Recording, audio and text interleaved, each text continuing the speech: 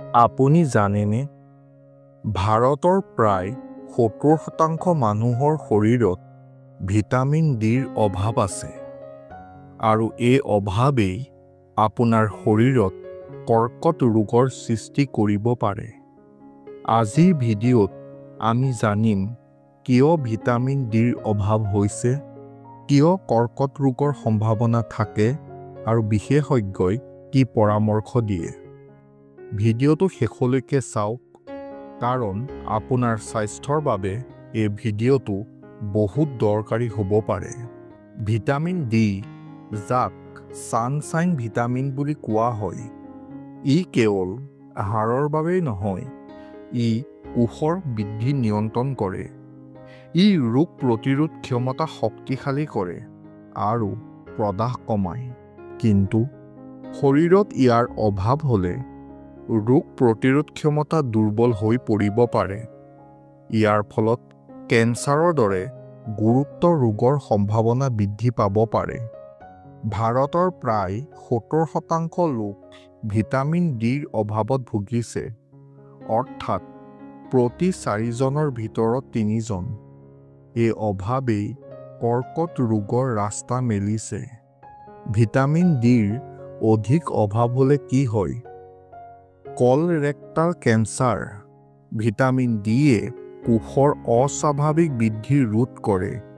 ইয়াৰ অভাৱত কলৰেক্টাল অৰ্থাৎ অন্ত্ৰৰ কৰ্কট ৰোগৰ সম্ভাৱনা বৃদ্ধি পাব পাৰে। স্তন কেন্সাৰ। মহিলাৰ ভিটামিন ডিৰ মাত্ৰা কম হ'লে স্তন কেন্সাৰ হোৱাৰ সম্ভাৱনা বৃদ্ধি পাব পাৰে। হাঁওফাঁও কেন্সাৰ। ভিটামিন ডিৰ অভাৱত ৰোগ প্ৰতিৰোধ ক্ষমতা দুৰ্বল হোৱাৰ লগতে কোষত প্ৰদাহ বৃদ্ধি পায়। ইয়াৰ ফলত হাঁওফাঁওৰ কৰ্কট ৰোগৰ সম্ভাৱনা বৃদ্ধি পাব পাৰে।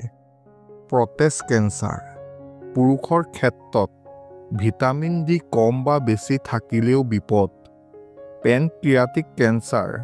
ভিটামিন ডিৰ মাত্ৰা যদি অতি কম হয়, তেন্তে পেনক্ৰিয়াটিক কেন্সাৰ হোৱাৰ সম্ভাৱনা বৃদ্ধি হ'ব পাৰে। এতিয়া প্ৰশ্ন হৈছে, কিয় আমি ভিটামিন ডিৰ অভাৱত ভুগিছোঁ? সূৰ্যৰ পোহৰৰ অভাৱত ভিটামিন ডি কমি আহিছে। কোনোবাই যদি বেছিভাগ সময়তে ঘৰ বা অফিচত থাকে আৰু ৰ'দত ওলাই যাব নোৱাৰে, তেন্তে শৰীৰে ভিটামিন ডি তৈয়াৰ কৰাৰ সুযোগ নাপায়। এনে ধৰণৰ বেছিভাগ মানুহৰ শৰীৰত ভিটামিন ডিৰ অভাৱ হ'ব পাৰে।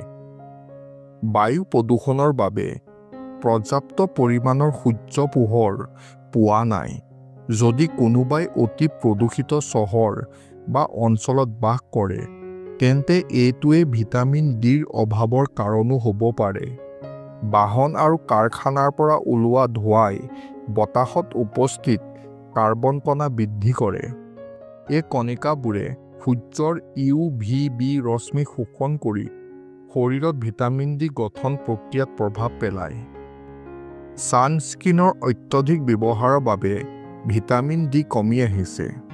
ছানস্ক্ৰীন প্ৰয়োগ কৰিলে ৰ'দৰ ক্ষতিকাৰক ৰশ্মিৰ পৰা ৰক্ষা পৰে যদিও ই UVB ৰশ্মিও বাধা দিয়ে। UVB ৰশ্মিয়ে শৰীৰত ভিটামিন ডি তৈয়াৰ কৰে। গতিকে বেছিকৈ ছানস্ক্ৰীন প্ৰয়োগ কৰিলে ভিটামিন ডিৰ অভাৱ হ'ব পাৰে। ক'লা ছালে ভিটামিন ডি দেৰিকৈ বনাবলৈ সক্ষম হয়। ক'লা ছালত বেছিকৈ মেলানিন থাকে, যিয়ে সূৰ্যৰ ক্ষতিকাৰক ৰশ্মিৰ পৰা ৰক্ষা কৰে। কিন্তু মেলানিন অধিক হোৱাৰ বাবে ক'লা ছালৰ লোকসকলে ভিটামিন ডি তৈয়াৰ কৰিবলৈ অধিক সময় ৰ'দত থাকিবলগীয়া হয়। সেয়েহে যিসকলৰ ছাল ক'লা, তেওঁলোকৰ ভিটামিন ডিৰ অভাৱৰ সম্ভাৱনা বেছি। মেদবহুলতা বা চৰ্বিয়ে ভিটামিন ডি শোষণ কৰে। শৰীৰত জমা হোৱা অতিৰিক্ত চৰ্বিয়ে ভিটামিন ডি শোষণ কৰি কোষৰ ওচৰলৈ যোৱাত বাধা দিয়ে। ভিটামিন ডিৰ অভাৱ মেদবহুল লোকৰ ক্ষেত্ৰত বেছি হয়। কাৰণ শৰীৰত থকা অতিৰিক্ত চৰ্বি জমা হয় আৰু শৰীৰে ইয়াক ব্যৱহাৰ কৰাত অসুবিধা পায়। বয়সৰ লগে লগে ভিটামিন ডি তৈয়াৰ কৰাৰ ক্ষমতা দুৰ্বল হৈ পৰে।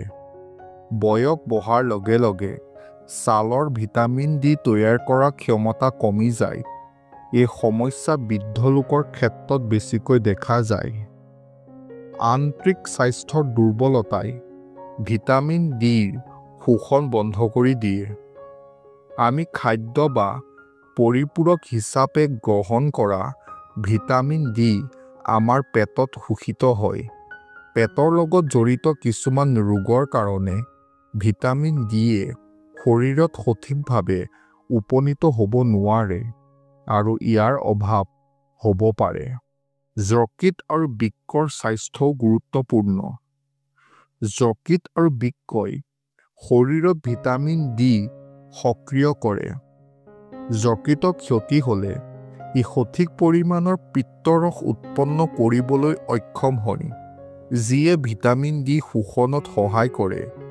বৃক্ক দুৰ্বল হ'লে ভিটামিন ডিক শৰীৰৰ বাবে উপযোগী ৰূপলৈ ৰূপান্তৰিত কৰিবলৈ অক্ষম হয়।